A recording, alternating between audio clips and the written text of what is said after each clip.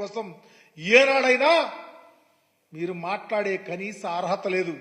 ఎందుకంటే దళితులు బాగుండాలన్నా, దళితులు ధైర్యంగా బ్రతకాలన్నా, గుండె మీద చేసుకుని ఉండాలన్నా, వాళ్ళతో నీ వియ్యందరని చెప్పేసి వాళ్ళు నా వాళ్ళని చెప్పి నా ఎస్సీలు, నా ఎస్టీలు, నా బీసీలు, నా మైనారిటీలు అని చెప్పిన రాజకీయ ఉద్దండు ఈ దేశంలో జగన్మోహన్ రెడ్డి గారు.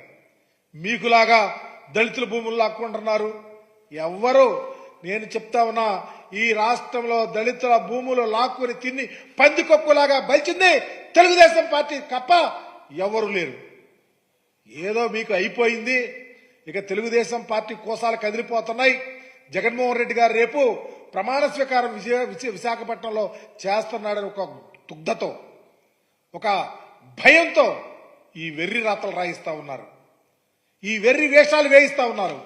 మేము చెప్తా ఉన్నాం, ఈ రాష్ట్ర చరిత్రలో ఏ